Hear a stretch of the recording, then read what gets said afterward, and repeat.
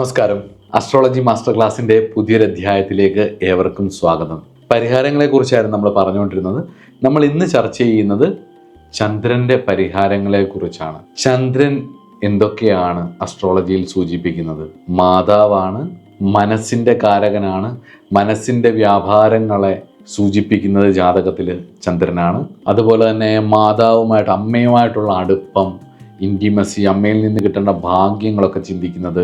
അതുപോലെ തന്നെ അമ്മയുമായിട്ടുള്ള അടുപ്പം, അമ്മയുടെ കുടുംബത്തിൽ നിന്ന് നമുക്ക് കിട്ടേണ്ട കുറേ ഗുണാനുഭവങ്ങളും ഇതൊക്കെ. അതുപോലെ തന്നെ ജലയാത്രകൾ, അതേപോലെ പാലുൽപ്പന്നങ്ങൾ, ഭക്ഷണ പദാർത്ഥങ്ങൾ, മുത്ത്, അതേപോലെ മനസ്സിൻ്റെ കരുത്ത് മുമ്പേ പറഞ്ഞ പോലെ, അതേപോലെ സാത്വിക ഗുണങ്ങൾ, അതേപോലെ എല്ലാവരുമായിട്ടും ഇടപെടാനും പെട്ടെന്ന് കയറി എല്ലാവരുമായിട്ട് മിങ്കിളാവാനൊക്കെ ഉള്ളൊരു കഴിവ്, കൃഷിസ്ഥലങ്ങൾ, ഫുഡ്, ദുർഗാ ഭഗവതി, ബലമില്ലെന്നുണ്ടെങ്കിൽ കാളി, ഭയം, വെപ്രാളം, ഇങ്ങനെ ഒരുപാട് കാര്യങ്ങളുണ്ട് ചന്ദ്രനെ കുറിച്ച്. പ്രധാനമായിട്ടും മനസ്സിൻ്റെ കാരകനാണ് ചന്ദ്രൻ മനസ്സിൻ്റെ വ്യാപാരങ്ങളെ, കോൺഷ്യസ്, സബ് കോൺഷ്യസ്, അൺകോൺഷ്യസ് മൈൻഡുകളെയും സൈക്കോളജിയെ നന്നായിട്ട്, ചന്ദ്രൻ്റെ ബലത്തെ മനസ്സിലാക്കിയ ഒരാളുടെ മാനസിക ബലത്തെ നമുക്ക് എടുത്ത് അറിയാനും പറ്റും. ഇന്നത്തെ ദിവസം നമ്മൾ ചർച്ച ചെയ്യാൻ പോകുന്നത് ചന്ദ്രൻ ബലം കുറഞ്ഞു പോയാൽ, അല്ലെങ്കിൽ ചന്ദ്രന് ബലക്ഷയമുണ്ടെങ്കിൽ ആ ആള് ചെയ്യേണ്ട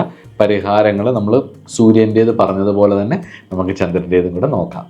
ചന്ദ്രൻ ബലവാനായി കഴിഞ്ഞ് കഴിഞ്ഞാൽ അയാൾക്ക് ഭാര്യയിൽ നിന്നുള്ള ഗുണാനുഭവങ്ങളുണ്ടാവും, അല്ലെങ്കിൽ ഭർത്താവിൽ നിന്നുള്ള ഗുണാനുഭവങ്ങളുണ്ടാവും, മനസമാധാനമുണ്ടാവും, പെട്ടെന്ന് ജീവിതത്തിൽ അവസരങ്ങൾ വരും, സുഖഭക്ഷണങ്ങൾ, അതേപോലെ തന്നെ അമ്മയെപ്പോലെ സ്നേഹിക്കുന്ന ഭാര്യ, അതുപോലെ തന്നെ അമ്മയിൽ നിന്നും സഹോദരിമാരിൽ നിന്നും ഒക്കെ ഒരു സംരക്ഷണം കിട്ടൽ. തിരിച്ചും സ്ത്രീകൾക്കാണെങ്കിലും വീട്ടിൽ നിന്ന് അമ്മയിൽ നിന്നും സഹോദരിമാരിൽ നിന്നൊക്കെ ഒരു സംരക്ഷണം കിട്ടൽ. സ്ത്രീകൾ, മാതാവ് എന്നിവർ നിമിത്തം ഒരു ധനലബ്ധി, പനിനീര്, പാല്, നെയ്യ്, തൈര്, കരിമ്പ്, ശർക്കര ഇവയിൽ നിന്നും കിട്ടുന്ന ഗുണാനുഭവങ്ങൾ, അല്ലെങ്കിൽ ഇതിൻ്റെയൊക്കെ ബിസിനസ്, കച്ചവടങ്ങൾ, കൃഷിസ്ഥലങ്ങൾ, കൃഷി കൊണ്ടുള്ള നേട്ടങ്ങൾ, ഗുരുജനങ്ങളുടെ അനുഗ്രഹം, രാജതുല്യമായിട്ടുള്ള സപ്പോർട്ടുകൾ, നമ്മളെ ഒന്ന് കെയർ ചെയ്ത്, രാജാവോ അല്ലെങ്കിൽ ജോലിയിലൊക്കെ ആണെങ്കിൽ നമ്മളെ കെയർ ചെയ്ത് പോകുന്ന ആൾക്കാരെ നമ്മളൊന്ന് സപ്പോർട്ട് ചെയ്ത് കെയർ ചെയ്ത് കൊണ്ടുപോകുന്നത്.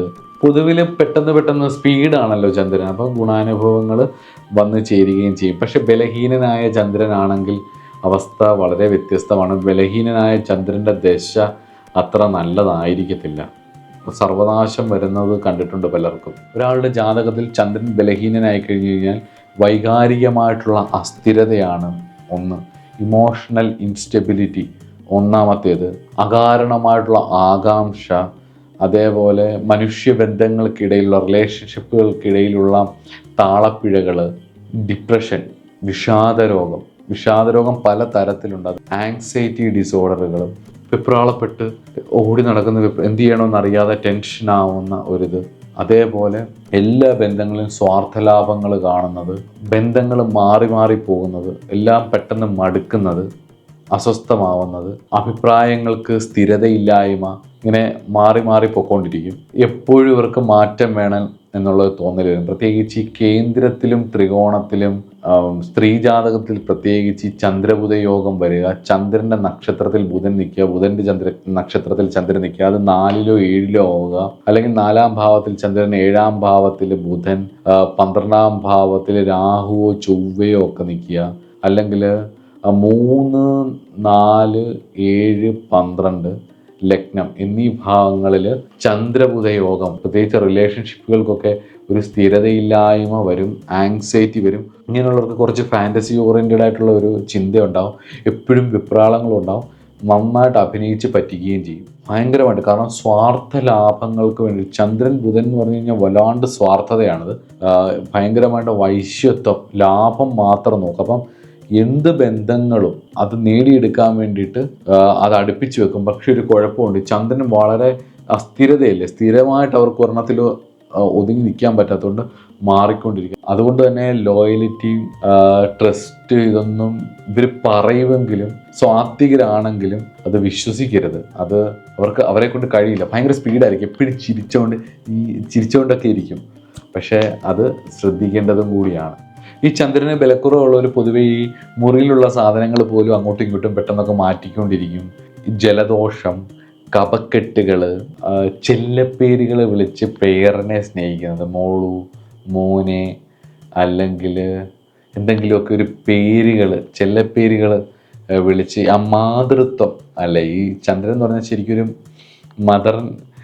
മദർ നേച്ചർ അല്ലേ. അപ്പം അതുകൊണ്ട് തന്നെ മാതൃത്വം ഉള്ളത് കൊണ്ട് തന്നെ വാവേ, മോനെ, കുഞ്ഞ്, മുത്തേ, മുത്തേ എന്നല്ല, വാവേ, മോനെ, അല്ലെങ്കിൽ ബേബി, ഇങ്ങനെയൊക്കെ വിളിക്കുന്ന ചെല്ലപ്പേരുകൾ, പേരനെ വിളിക്കുന്നതും എല്ലാവരെയും ഒരു പ്രത്യേക സ്റ്റൈലുള്ള പേരുകൾ, ഇപ്പോൾ ഒരു അപ്പൂപ്പനെ ആണെങ്കിൽ അമ്മൂമ്മയാണെങ്കിൽ എല്ലാവർക്കും ഒരു പ്രത്യേക പേരുകളൊക്കെ എത്തിവർ അവരുടെ ആ ഒരു പേരിടിയിൽ തന്നെ കാണും. എല്ലാം ഷോർട്ട് ഫോമാക്കി എല്ലാവർക്കും ഒരു കുഞ്ഞു കുഞ്ഞു ഫോമുകളൊക്കെ ഉണ്ടാക്കി ചെയ്യും. പക്ഷെ അതിലൊക്കെ ഒരു സൗന്ദര്യം കാണും. പക്ഷെ അത് ചന്ദ്രൻ്റെ ബലക്ഷയമാണ് വാസ്തവത്തിൽ. അവരിലേക്ക് അടുപ്പിച്ച് നിർത്താൻ അവർ ഭയങ്കര, ഈ ചന്ദ്രന് ബലക്ഷയമുള്ളവർക്ക് പുറമേ കോൺഫിഡൻസ് വല്ലാണ്ട് കാണിക്കുമെങ്കിൽ ഉള്ളിൽ അതുണ്ടാവില്ല. അതുകൊണ്ട് തന്നെ അവരിലേക്ക് കൊളുത്തി നിർത്താൻ വേണ്ടിയിട്ട് ഉപയോഗിക്കുന്ന ഒരുപാട് ടൂളുകളാണ്. ഇതുപോലുള്ള ഒരുപാട് ടൂളുകൾ ചന്ദ്രബുധ യോഗമുള്ളവർ ചെയ്യും. ഒബ്സർവ് ചെയ്ത് നോക്കിയോ, നല്ലൊരു പഠന വിഷയവും കൂടിയാണ് അസ്ട്രോളജി കൈകാര്യം ചെയ്യുന്നവർക്ക്. ജലദോഷം, ആസ്മ, അതുപോലെ തന്നെ മാനസിക രോഗങ്ങൾ, ഇതൊക്കെ എന്ന് പറഞ്ഞു കഴിഞ്ഞാൽ ചന്ദ്രന് ബലക്ഷയമുള്ളവർക്ക് വരുന്നതാണ്. മനസ്സെപ്പോഴും മൂടിക്കെട്ടിയൊരവസ്ഥയിലായിരിക്കും. അതുപോലെ തന്നെ വിളർച്ച, ഒരു ബന്ധങ്ങളിലും പൂർണ്ണമായ ഒരു വിശ്വാസം ഇല്ലാതിരിക്കുക, വളരെ സ്നേഹത്തോടു കൂടിയിട്ട് നമ്മളോട് ഇടപെടുന്നവരോട് പോലും നമുക്ക് ആ ഒരു എന്താ പറയുക, ചന്ദ്രൻ്റെ ബലക്ഷയമുള്ളവർ അതിന് എപ്പോഴും എന്താവും ഫ്യൂച്ചർ ആയിരിക്കും. അപ്പോൾ ഫ്യൂച്ചർ സേഫ് ആക്കാൻ വേണ്ടിയിട്ട് പ്രസൻറ്റ് ലൈഫ് നന്നായിട്ട് കുളവാക്കി കളയും, വല്ലാണ്ട് മാനിപ്പുലേറ്റ് ചെയ്ത് കളയും. കാരണം ഈ ചന്ദ്രൻ എന്ന് പറയുന്നത് അമാവാസിയിലേക്ക് പൗർണമിയിലേക്കും പൗർണമിയിൽ നിന്ന് അമാവാസിയിലേക്കും ഇങ്ങനെ പോകുന്നത് കൊണ്ട് തന്നെ ഒരു ബലക്ഷയമുണ്ട്. ബലം കൂടും ബലക്ഷയം വരും, ബലം കൂടും ബലക്ഷയം വരും. ഇങ്ങനെ ഉള്ളത് കൊണ്ട് തന്നെ ഇവരുടെ നേച്ചറിലും അതുണ്ടാവും, ഇവരുടെ സ്വഭാവത്തിലും അതുണ്ടാവും. മനസ്സെപ്പോഴും മേഘം കൊണ്ട് മൂടിക്കിട്ടിയ പോലത്തെ ഒരു അവസ്ഥയായിരിക്കും. ഒരു വിളർച്ച ഉണ്ടാവും, വിളർച്ചകൾ, രക്തക്കുറവ്, ശരീരത്തിലെ ജലാംശം നഷ്ടപ്പെടൽ, ഭാരക്കുറവ്, ശരീരത്തിന് പെട്ടെന്ന് ഭാരക്കുറവ് അനുഭവപ്പെടുന്നത്, മെലിഞ്ഞ് ഹൈറ്റുമായിട്ട് ബാലൻസ് ചെയ്യുമ്പം നമുക്ക് വേണ്ട വെയിറ്റിനെക്കാട്ടിലും കുറവായിരിക്കും, എപ്പോഴും മെലിഞ്ഞിരിക്കുമായിരിക്കും, വരണ്ട ചർമ്മമായിരിക്കും, ദഹനക്കുറവുണ്ടാവും, ഗ്യാസ്ട്രിക് ഇഷ്യൂസ് വല്ലാണ്ട് വരും, ദുർബലമായിട്ടുള്ള ശ്വാസകോശങ്ങൾ, വൃക്കയുടെ തകരാറുകൾ വരാനുള്ള സാധ്യതകൾ, ചൂട് സഹിക്കാൻ ഒട്ടും കഴിവില്ലാത്തൊരവസ്ഥ, കുറച്ച് തണുപ്പൊക്കെ എപ്പോഴും സുഖം, പുതച്ചു മൂടി കിടന്ന് ഉറങ്ങാനുള്ള ഇഷ്ടം, ഉറക്ക കൂടുതൽ, ഈ പറഞ്ഞ പോലെ ഉഷ്ണം ഒട്ടും സഹിക്കാൻ പറ്റത്തില്ല, വിപ്രാളമായിരിക്കും, ഭയങ്കര വിപ്രാളം കാണിക്കുവർ. അതുപോലെ തന്നെ ശ്രീജാതകത്തിൽ ചന്ദ്രന് നല്ല ബലക്ഷയവും അതുപോലെ തന്നെ പാപബന്ധവും ഒക്കെ ഉണ്ടെങ്കിൽ മാസമുറകൾക്ക് എന്തെങ്കിലും ഒരു പ്രശ്നം വരും. അതുപോലെ തന്നെ മുലപ്പാൽ കുറവായിരിക്കും, പ്രസവശേഷം മുലപ്പാൽ കുറവായിരിക്കും. അതുപോലെ തന്നെ ഗർഭാശയ രോഗങ്ങൾ വരും. ഇതുപോലെ ഇഷ്ടം പോലുണ്ട് വിഷയങ്ങൾ. അപ്പം നമുക്കിനി അതിൻ്റെ പരിഹാരങ്ങൾ നോക്കാം, എന്താണ് അത് പരിഹരിക്കേണ്ടതെന്നുള്ളതും കൂടെ നോക്കാം. നമ്മൾ പരിഹാരം പറഞ്ഞപ്പോൾ ആദിത്യന് പറഞ്ഞ പോലെ തന്നെ ആദ്യം സ്നാനത്തിൽ തന്നെ തുടങ്ങാം.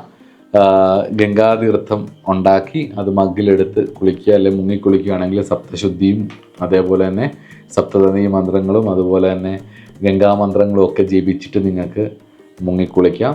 അങ്ങനെ സ്നാനത്തിൽ തുടങ്ങാം. അത് കഴിഞ്ഞുള്ളത് ഔഷധ സ്നാനമാണ്. ഞാൻ പറഞ്ഞ പോലെ കലശം പൂജിച്ച് അതിൽ കലശത്തിൽ ഈ ഔഷധ ജലം നിറച്ച് ചന്ദ്രൻ്റെ പൂജ കഴിച്ചിട്ടാണ് ആ വ്യക്തിക്ക്, കാലദോഷമുള്ള ചന്ദ്രൻ്റെ ദോഷമുള്ള ആളിലേക്ക് ഇത് ആചാര്യൻ ആടുന്നത്. നമുക്ക് ആ ഔഷധത്തിന് വേണ്ട കൂട്ടുകൾ എന്തൊക്കെയാണെന്ന് നോക്കാം. പഞ്ചഗവ്യം, സ്ഫടികക്കാരം, വെള്ളത്താമര, ശംഖ്, മുത്തുച്ചിപ്പി, ആമ്പൽപ്പൂവ് എന്നിവ ഇട്ട് തിളപ്പിച്ച വെള്ളവും അതുപോലെ തന്നെ വയമ്പ് 6 കഴഞ്ചെടുത്ത് തിളപ്പിച്ച വെള്ളവും ഔഷധ സ്നാനത്തിനായിട്ട് കലശത്തിൽ നിറയ്ക്കാനായിട്ട് ഉപയോഗിക്കാം. അതുപോലെ തന്നെ വസ്ത്രധാരണം, നമ്മുടെ വിശേഷാൽ തിങ്കളാഴ്ച ദിവസങ്ങളിൽ അതുപോലെ തന്നെ പിറന്നാൾ ദിവസങ്ങളിൽ പൗർണമി ദിവസങ്ങളിലൊക്കെ ചന്ദ്രൻ്റെ വസ്ത്രം ധരിക്കുന്നത് വളരെ നല്ലതാണ്. ചന്ദ്രൻ്റെ നിറം വെള്ളയാണ്. അതേപോലെ തന്നെ സാൻഡലിൻ്റെ കളറ്, അതായത് ചന്ദന കളറും ഒക്കെ ഉപയോഗിക്കുന്നത് നല്ലതാണ്. തിങ്കളാഴ്ച, പൗർണമി ദിവസം, അതുപോലെ തന്നെ രോഹിണി നക്ഷത്ര ദിവസം ആ വ്യക്തിയുടെ ജന്മനക്ഷത്ര ദിവസം, ഈ ദിവസമൊക്കെ ചന്ദ്രന് പ്രീതി വരുന്ന വസ്ത്രം, അതായത് വെള്ള വസ്ത്രം ധരിച്ചുകൊണ്ട് ചന്ദ്രനെ പ്രീതിപ്പെടുത്തുന്ന ചന്ദ്രക്ഷേത്രത്തിലോ അല്ലെങ്കിൽ നവഗ്രഹങ്ങളിൽ ചന്ദ്രൻ്റെ അടുത്തോ അല്ലെങ്കിൽ ദുർഗാ ഭഗവതി എടുത്തോ ഭദ്രകാളി എടുത്തോ ഒക്കെ തൊഴാൻ പോകുന്നത് വിശേഷമാണ്. അതുപോലെ തന്നെ ചന്ദ്രപ്രീതിക്ക് വേണ്ടിയിട്ട് നമ്മൾ പൂജയ്ക്കൊക്കെ കൊടുക്കാൻ വേണ്ടിയിട്ട് വെള്ള പുഷ്പങ്ങളാണ് നല്ലത്. വെള്ള താമര, വെള്ള ആമ്പൽ, നന്ദ്യാർവട്ടം, മുല്ലപ്പൂവ്. രാത്രിയിൽ വിടരുന്ന പുഷ്പങ്ങൾ മിക്കതും വെള്ള നിറമായിരിക്കും. അതിൽ മണമുള്ള പുഷ്പങ്ങളൊക്കെ ചന്ദ്രപ്രീതിക്ക് ഉപയോഗിക്കാവുന്നതുമാണ്. പുഷ്പാഞ്ജലി നടത്തുകയാണ്. ദുർഗാ ഭഗവതിക്ക് ഈ പൂവുകൾ കൊണ്ട് തിങ്കളാഴ്ച ദിവസം പുഷ്പാഞ്ജലി നടത്തുന്നതൊക്കെ വളരെ വിശേഷവും ആണ്. രത്നധാരണ ഞാൻ സൂര്യൻ്റെ വീഡിയോയിൽ പറഞ്ഞിരുന്നു. അത് ഞാൻ അങ്ങനെ റെക്കമെൻഡ് ചെയ്യില്ല. അതൊരു വലിയ ബിസിനസ് വേൾഡ് ആയതുകൊണ്ട് തന്നെ നല്ല രത്നം കിട്ടുക എന്നുള്ളത് വളരെ അപൂർവമായിട്ടുള്ളൊരു കാര്യമാണ്. അത് അറിയാവുന്നവരെ കൊണ്ട് എടുത്താൽ അത് ഇട്ടാൽ നല്ലതാണ്. പേളാണ് ചന്ദ്രൻ്റെ രത്നം. അത് ഉപയോഗിക്കുന്നത് മുത്താണ് ചന്ദ്രൻ്റെ രത്നം. അത് ഉപയോഗിക്കുന്നത് വളരെ വിശേഷമാണ്. അതുപോലെ തന്നെ ചന്ദ്രപ്രീതിക്കായിട്ട് ഉപയോഗിക്കാവുന്ന ചന്ദ്രയന്ത്രങ്ങളുണ്ട്. അതേപോലെ അതൊക്കെ വിധിയാമണ്ണം എഴുതി ധരിക്കുന്നത് വിശേഷമാണ്. ചന്ദ്രപ്രീതിക്കായിട്ട് പ്രധാനമായിട്ടും അനുഷ്ഠിക്കേണ്ടത് തിങ്കളാഴ്ച വ്രതമാണ്. തിങ്കളാഴ്ച വ്രതം ജനിച്ച തിഥിയിലും നിങ്ങൾക്ക് വ്രതം അനുഷ്ഠിക്കാവുന്നതാണ്. ജനിച്ചത് ഏത് തിഥിയാണെന്ന് വെച്ചാൽ നക്ഷത്രം പോലെ തന്നെ പ്രാധാന്യമുണ്ട് തിഥിയും. ജനിച്ച ഏത് തിഥിയിലാണെന്ന് വെച്ച് കഴിഞ്ഞാൽ ആ തിഥിയിലും നിങ്ങൾക്ക് വ്രതം അനുഷ്ഠിക്കാം. അതേപോലെ അമാവാസിയിലേക്ക് അടുക്കുന്ന ജാതകത്തിൽ ബലം കുറഞ്ഞ ചന്ദ്രൻ, അതായത് അമാവാസിയിലേക്ക് അടുക്കുന്ന പഞ്ചമി മുതൽ അമാവാസിയിലേക്ക് അടുക്കുന്ന ചന്ദ്രൻ, അമാവാസി വിട്ട് പഞ്ചമിയിലേക്ക് അടുക്കുന്ന ചന്ദ്രൻ, വെളുത്തപക്ഷ പഞ്ചമിയിലേക്ക് അടുക്കുന്ന ചന്ദ്രൻ ആണ് ജാതകത്തിലെങ്കിൽ ഭദ്രകാളി ഭജനമാണ് ഏറ്റവും നല്ലത്. ഭദ്രകാളി ക്ഷേത്രങ്ങളിൽ പോയി തൊഴുക. പ്രത്യേകിച്ച് തിങ്കളാഴ്ച തന്നെ ചന്ദ്രൻ്റെ ബലത്തിന് വേണ്ടിയിട്ട് ചന്ദ്രദോഷ പരിഹാരാർത്ഥമാണെങ്കിൽ തിങ്കളാഴ്ച തന്നെ ഭദ്രകാളി ക്ഷേത്രത്തിൽ പോയി തൊഴുന്നുകൊണ്ട് ഒരു കുഴപ്പമില്ല. അതേപോലെ ബലം ഉള്ള വെളുത്തപക്ഷ പഞ്ചമി മുതൽ പൗർണമിയിലേക്ക് അടുക്കുന്ന ചന്ദ്രൻ ദുർഗാ ഭഗവതിയാണ്. ദുർഗാ ഭഗവതി ആശ്രയിക്കുക. ഭദ്രകാളി ഭജനത്തിനായിട്ട് കാളി സ്തുതികൾ ജപിക്കാം, കാളി അഷ്ടോത്തരം ജപിക്കാം. അതുപോലെ ദുർഗയ്ക്കാണെങ്കിൽ ദുർഗാ സപ്തശതി ദേവി മഹാത്മ്യം 7 ദിവസം കൊണ്ട് ജപിക്കാം. അല്ലെങ്കിൽ ദേവി മഹാത്മ്യം 11-ാം അധ്യായം നിത്യവും ജപിക്കാം. ഇല്ലെങ്കിൽ ഓം ദുർഗായേ നമഃ എന്നുള്ള നാമം ജപിക്കാം. ദുർഗ എന്നുള്ള നാമം ജപിക്കാം. അത്രയൊക്കെ മതി. പിന്നെ ഓം ചന്ദ്രായേ നമഃ എന്ന് പറഞ്ഞ ചന്ദ്രമന്ത്രം ജപിക്കാം. ഒരുപാട് സ്തുതികളും ഒക്കെ ഉണ്ട്. അതൊക്കെ സ്തുതികളും ചന്ദ്രാഷ്ടോത്തരമുണ്ട്. അതൊന്നും ആരോടും ചോദിക്കണം, നിങ്ങൾക്ക് നാമമായിട്ട് എടുത്ത് ജപിക്കും. പക്ഷേ താന്ത്രിക മന്ത്രങ്ങളും വൈദിക മന്ത്രങ്ങളും ഒക്കെ എടുത്ത് ജപിക്കുമ്പം കുറച്ചൊന്ന് ശ്രദ്ധിക്കുന്നത് നന്നായിരിക്കും. അതുപോലെ തന്നെ ചന്ദ്രന് പൂജ കഴിക്കുമ്പോൾ ഒരു പത്മം എന്ന് പറയുന്ന 2 സ്ക്വയറാണ്. ഒരു ആദ്യത്തെ സ്ക്വയറിനകത്ത് ഉമിക്കരി ഇട്ടിട്ട് കറുപ്പ് കളറും നടുക്ക് വെളുത്ത കളറുമാണ്. ഒരു വലിയ ചതുരം, അതിനകത്തൊരു കുഞ്ഞു ചതുരം. ഇതാണ് ചന്ദ്രൻ്റെ പത്മം. അതിവിടെ കൊടുത്തിട്ടുണ്ട്, അത് നോക്കിയാൽ മതി. നിവേദ്യം എന്ന് പറയുന്നത് നെയ്യും പാലും ചേർത്തിട്ടുള്ള അരി, അതായത് മധുരം ചേർക്കാത്ത പാൽപ്പായസം. അതാണ് നെയ്യും പാലും ചേർത്ത്. അത് ശരിക്കും പറഞ്ഞു കഴിഞ്ഞാൽ ഒരു പക്ഷം എടുക്കുന്നത് തിളപ്പിക്കത്തില്ല. അതായത് ഹവിസ് ഉണ്ടാക്കി വെച്ചിട്ട്, അതായത് ചോറ് പറ്റിച്ച് വെച്ചിട്ട് പച്ച പാൽ അതിലേക്ക് ഒഴിച്ച് അതിലേക്ക് നെയ്യും ചൂടാക്കി ഒഴിച്ച് ഇളക്കിയിട്ട് അതാണ് ഭഗവാന് നേദിക്കുന്നത്. ഇതാണ് പൂജയുടെ. ഇത് വെള്ളപുഷ്പം ഉപയോഗിച്ചാണ് ഭഗവാന് പൂ കഴിക്കുന്നത്. ഇനിയും ചന്ദ്രൻ്റെ ഹോമത്തിന് ഉപയോഗിക്കുന്നതും കൂടി പറഞ്ഞുതരാം. അതുപോലെ തന്നെ ഹോമത്തിന് ചന്ദ്രപ്രീതിക്കായിട്ട് കഴിക്കുന്ന പ്ലാശിൻ്റെ ചമതയാണ്. പ്ലാശ് എന്ന് പറഞ്ഞു കഴിഞ്ഞാൽ ചമത തന്നെ. അത് നിങ്ങൾ കണ്ടിട്ടുണ്ടോയെന്ന് അറിയത്തില്ല. ഈ ചമതയുടെ ഇല, സ്വർണം പാത്രമില്ലെങ്കിൽ ചമതയുടെ ഇലയിൽ ഈ ദേവതയ്ക്ക് നിവേദിക്കണം എന്ന് പറയും. കാരണം സ്വർണ്ണപാത്രത്തിന് സമമാണ് ചമതയുടെ ഇല. അപ്പോൾ പ്ലാശിൻ്റെ കമ്പ് ഒരു ചാൺ വെച്ചിട്ട് 108, 1008, 336 അല്ലെങ്കിൽ 10,008 ഒക്കെ ഓരോ ദോഷാധിക്യം അനുസരിച്ച് ഹോമം കഴിക്കാം. പിന്നെ ചന്ദ്രന് എള്ള് ഹോമിക്കും സുഹൃതത്തിനായിട്ട്. ചന്ദ്രൻ്റെ പരിഹാരാർത്ഥം മനസ്സിന് സമാധാനം കിട്ടാൻ വേണ്ടിയിട്ടും പിതൃദുരിതങ്ങൾ മാറാൻ വേണ്ടിയിട്ടുമൊക്കെ സുഹൃത ഹോമമായിട്ട് എള്ള് ഹോമിക്കും. അതുപോലെ തന്നെ പായസം, നെയ്യ് എല്ലാം ചന്ദ്രൻ്റെ ഹോമത്തിൽ ഉപയോഗിക്കുന്നതാണ്. ഞാൻ മുന്നേ പറഞ്ഞ പോലെ തന്നെ ചന്ദ്രന് ബലമുള്ള ദിവസങ്ങൾ പൗർണമി, അതുപോലെ തന്നെ ആ വ്യക്തിയുടെ നക്ഷത്ര ദിവസം, അതേപോലെ തന്നെ ആ വ്യക്തി ജനിച്ച തിഥി, അതുപോലെ തന്നെ പൗർണമിയോട് അടുത്തിട്ടുള്ള ദിവസങ്ങൾ, ഇതൊക്കെ രോഹിണി നക്ഷത്രം, ഇതെല്ലാം ചന്ദ്രന് ബലമുള്ള ദിവസമാണ്. അപ്പം ആ ദിവസങ്ങളിലൊക്കെ ഈ പരിഹാരങ്ങളൊക്കെ ചെയ്യുക. അതുപോലെ തന്നെ ചന്ദ്രൻ്റെ ദാനം, പ്രായശ്ചിത്തമായിട്ട് ദാനം ചെയ്യുമ്പോൾ വെളുത്ത അരിയാണ് ചന്ദ്രൻ്റെ ദാനം. അതുകൊണ്ട് തന്നെ ദുർഗാക്ഷേത്രത്തിലൊക്കെ അന്നദാനം നടത്തുന്നതും അരി സമർപ്പിക്കുന്നതും ഒക്കെ വളരെ വിശേഷമാണ്. അതുപോലെ തന്നെ മുത്ത്, വെള്ളപ്പട്ട്, പാൽ നിറച്ച പാത്രം ദാനം ചെയ്യുന്നത്, പാൽ നിറച്ച് പാൽ ദാനം ചെയ്യുന്നത്, നെയ്യ് നിറച്ച് പാത്രം ദാനം ചെയ്യുന്നത്, ശംഖ് ദാനം ചെയ്യുന്നത്, വെള്ളിയിൽ തീർത്ത ചന്ദ്രപ്രതിമ ദാനം ചെയ്യുന്നത്, അതുപോലെ തന്നെ പ്യുവർ കർപ്പൂരം, പച്ചക്കർപ്പൂരം ശരിക്കും ആ ചെടിയുടെ കറ അത് ദാനം ചെയ്യുന്നത്, കരിമ്പ് ദാനം ചെയ്യുന്നത്, ഇത്രയൊക്കെയാണ് ചന്ദ്രൻ്റെ ദാനവസ്തുക്കൾ. അതുപോലെ തന്നെ ശാക്തി ഉപാസകരിൽ ദശമഹാവിദ്യകളിൽ ഭുവനേശ്വരിയാണ് ഇതായിട്ട് പറയുന്നത്. ചന്ദ്രൻ്റെ കാരകത്വത്തിൽ ഭുവനേശ്വരി ദേവിയായിട്ടുണ്ട്. ചന്ദ്രപ്രീതിക്കായിട്ട് ദശമഹാവിദ്യ ഉപാസകർ ഭുവനേശ്വരിയെ ആശ്രയിക്കണം എന്നാണ് പറയുന്നത്. ഈ ഭുവനേശ്വരി സങ്കല്പം നന്നായിട്ടുള്ള ദുർഗാസപ്തശതിയിലെ നാരായണീ സ്തുതി നിത്യവും ജപിക്കുന്നത് മനസമാധാനത്തിനും മനസ്സിൻ്റെ സ്വസ്ഥതയ്ക്കും വളരെ വിശേഷമാണ്. ദേവി മഹാത്മ്യം 11-ാം അധ്യായം നാരായണീ സ്തുതി ജപിക്കുന്നത് വളരെ നല്ലതാണ്. അതുപോലെ തന്നെ ഓം സോമായ നമ എന്നുള്ള മന്ത്രം വിധിപ്രകാരം വ്രതമെടുത്തിട്ട് 11,000 ഉരു ജപിക്കുന്നതും ചന്ദ്രദോഷശാന്തിക്ക് വളരെ വിശേഷമാണ്. അതൊക്കെ വിധി പോലെ വ്രതശുദ്ധിയോടുകൂടി ചെയ്യാൻ ശ്രമിക്കുക. ജാതകത്തിൽ ഒരുപാട് പരിഹാരങ്ങൾ പറഞ്ഞു. ബലമുള്ള ചന്ദ്രൻ ദുർഗയാണെന്നും ബലമില്ലെങ്കിൽ അത് കാളിയാണെന്നും അല്ലെങ്കിൽ ചാമുണ്ഡി പോലുള്ള ദേവതകളാണെന്നും അതുപോലെ തന്നെ ഭുവനേശ്വരിയെ പൂജിക്കാം. 11-ാം അധ്യായം ദേവി മഹാത്മ്യം 11-ാം അധ്യായം ദുർഗാ സപ്തശതിയുടെ 11-ാം അധ്യായം ജപിക്കുകയൊക്കെ ചെയ്യുന്നത് മനസ്സിന് ഒരുപാട് സന്തോഷം നൽകും. അതുപോലെ തന്നെ ഒരു പ്രധാന കാര്യം എന്ന് പറഞ്ഞാൽ ജീവിത രീതി. ഒരു ഗ്രഹപ്പിഴ കാലഘട്ടത്തിൽ ഒരു ഗ്രഹം ഒരു മോശമായ ജാതകത്തിലും ജീവിത രീതി നല്ലതായിട്ട് മാറ്റിയെടുക്കാൻ നോക്കണം. പ്രത്യേകിച്ച് ചന്ദ്രൻ്റെ ആവുമ്പം ശാന്തിയുടെയും സമാധാനത്തിൻ്റെയും ഒരു അന്തരീക്ഷം നിങ്ങൾ രൂപപ്പെടുത്തിയെടുക്കാൻ ബോധപൂർവം ശ്രമിക്കണം കേട്ടോ.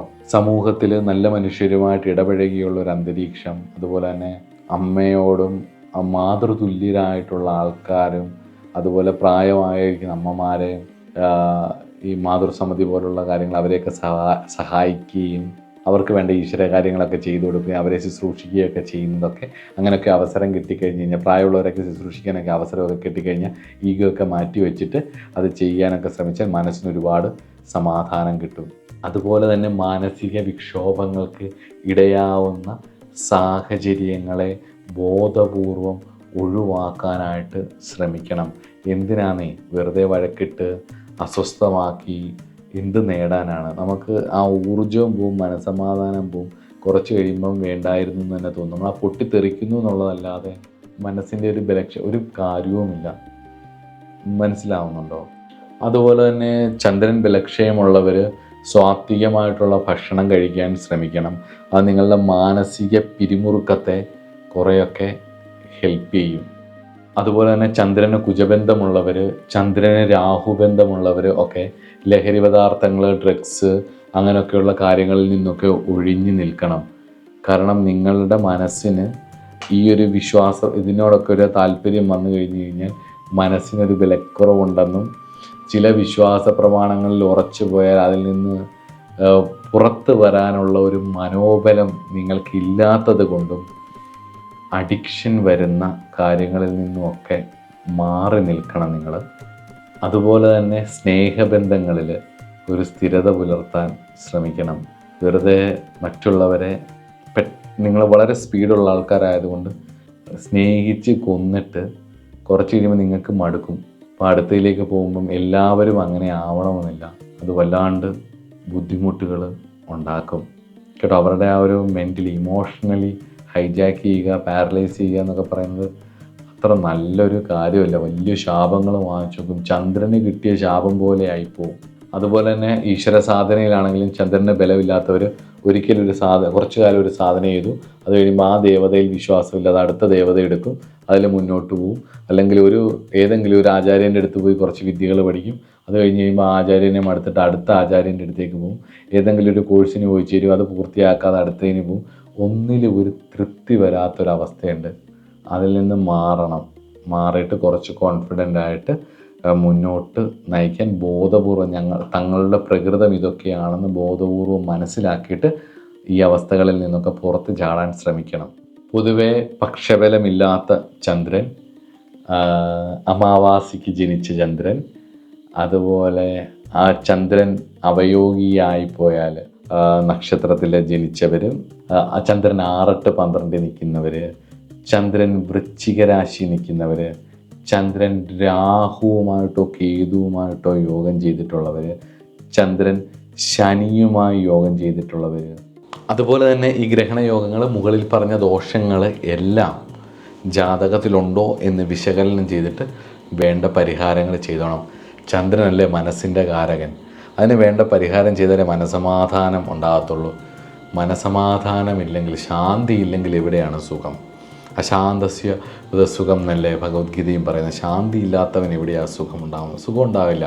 അപ്പോൾ ഏറ്റവും നല്ലത് മനസമാധാനം കിട്ടാൻ ചന്ദ്രനെ ബേസ് ചെയ്തിട്ടുള്ള പ്രഡിക്ഷനും ചന്ദ്രൻ്റെ ഒരു നിപ്പും കാര്യങ്ങളൊക്കെ മനസ്സിലാക്കിയിട്ട് വേണ്ട പരിഹാരങ്ങളും ചെയ്തോണം. അതുപോലെ തന്നെ ചന്ദ്രൻ ഗണ്ഡാന്തത്തിലാണ് നിൽക്കുന്നതെങ്കിൽ, ഗണ്ഡാന്തം എന്ന് പറയുന്നത് ഓരോ 120 ഡിഗ്രിക്കും അടുത്ത് വരുന്ന നക്ഷത്രപാദങ്ങളാണ്. പ്രത്യേകിച്ച് ആയില്യത്തിൻ്റെ അവസാന പാദവും മകത്തിൻ്റെ ആദ്യ പാദവും തൃക്കേട്ടയുടെ ലാസ്റ്റ് പാദവും മൂലത്തിൻ്റെ ആദ്യ പാദവും അതുപോലെ തന്നെ രേവതിയുടെ ലാസ്റ്റ് പാദവും കേതുവിൻ്റെ നക്ഷത്രമായിട്ടുള്ള അശ്വതിയുടെ ആദ്യ പാദവും.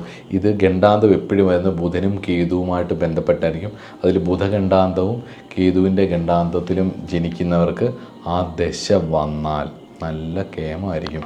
ഭയങ്കര ദോഷം. പ്രത്യേകിച്ച് ഈ ഗണ്ഡാന്തം 6, 8, 12 കൂടെ ആണെങ്കിൽ സർവനാശം. അതായത് വലിയൊരു ലെവലിൽ നിന്നും താഴേക്ക് കൂപ്പ് കുത്തുന്നതായിട്ടൊക്കെ ഞാൻ കണ്ടിട്ടുണ്ട്. അതുകൊണ്ട് തന്നെ വളരെ ശ്രദ്ധയോടെ കരുതലോടെ വേണം ചന്ദ്രൻ്റെ ദശ അപഹാര കാലങ്ങളെ കൈകാര്യം ചെയ്യാൻ. അതുപോലെ തന്നെ ചന്ദ്രന് ബലമുള്ളവരെയും വളരെ കരുതലോടെ വേണം കൈകാര്യം ചെയ്യാൻ. പെട്ടെന്ന് ചിരിച്ച് പെട്ടെന്ന് നമ്മളെ സംസാരിച്ചും ചന്ദ്രബുധ ബന്ധം വരുവാണെങ്കിൽ പെട്ടെന്ന് ചിരിച്ചും ഇടപഴകിയും നമ്മളോടൊരു സൗഹൃദമുണ്ടാക്കി നമ്മളോട് ഭയങ്കര കെയറിങ് പോലെ നമുക്ക് ഫീൽ ചെയ്യിച്ച് നമ്മളെ വല്ലാണ്ട് അടുപ്പിക്കാൻ, അത് ആണായാലും പെണ്ണായാലും ആ ഒരു കെയറിങ് നേച്ചർ, അല്ലെങ്കിൽ പെട്ടെന്ന് സംസാരിച്ച് കാര്യങ്ങളൊക്കെ പറഞ്ഞ് മെനക്കെട്ടി അവരുടെ ഒരുപാട് കാര്യങ്ങളൊക്കെ ഈ അമ്മമാരൊക്കെ മക്കളെ എങ്ങനെയാണോ കെയർ ചെയ്യുന്നത്, അപ്പോൾ നമ്മൾ ഒരു അടുപ്പം ഫീൽ ചെയ്യത്തില്ലയോ, ആ അടുപ്പം കൊണ്ടുവന്നിട്ട് നമ്മുടെ ഉള്ളിലേക്ക് പെട്ടെന്ന് കയറി വരും. അവരുടെ കയ്യിലേക്ക് ആയി എന്ന് തോന്നിയാൽ അവർക്ക് പെട്ടെന്ന് മടുക്കും. ഇതെന്ന് തന്നെയല്ലേ എന്തും ജോലിയാണെങ്കിലും, ജോലി കിട്ടാൻ വേണ്ടി ഭയങ്കരമായിട്ട് ശ്രമിക്കും, ഭയങ്കരമായിട്ട് കഷ്ടപ്പെടും, പക്ഷെ കിട്ടിക്കഴിയുമ്പോൾ ആ ജോലിയോടൊരു മടുപ്പാവും. അങ്ങനെ ഒന്നിനോടും ഒരു സ്ഥിരത ഇല്ല ചന്ദ്രന്. അതുകൊണ്ട് തന്നെ ചന്ദ്രന് ബലപ്പെട്ടവരുമായിട്ട് ഇടപെടുമ്പോഴും ശ്രദ്ധിക്കുന്നത് നന്നായിരിക്കും. ആസ്ട്രോ സൈക്കോളജി ആ ഒരു ഏരിയയിലേക്ക് ശ്രദ്ധിക്കുന്നവർക്ക് ചന്ദ്രനെക്കുറിച്ചുള്ള കൂടുതൽ പഠനങ്ങൾ നടത്തുന്നതും ആൾക്കാരുടെ സ്വഭാവം മനസ്സിലാക്കാൻ ഒരുപാട് സഹായിക്കും.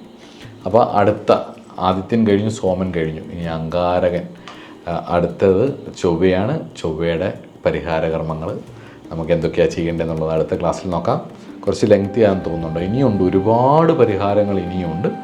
അത് ഗ്രന്ഥങ്ങളൊക്കെ ഒരുപാടുണ്ട്. ഇത്രയേ ഉള്ളൂ. ദുർഗയെ ആശ്രയിക്കുക, ഭദ്രകാളിയെ ആശ്രയിക്കുക, ചന്ദ്രന് പറഞ്ഞിട്ടുള്ള ദിവസങ്ങളിൽ വേണ്ട പരിഹാരങ്ങൾ ചെയ്ത് പ്രാർത്ഥിച്ച് മുന്നോട്ട് പോവുക. ചൊവ്വയുടെ പരിഹാരവുമായിട്ട് നമുക്ക് അടുത്ത ക്ലാസ്സിൽ കാണാം. നമസ്കാരം.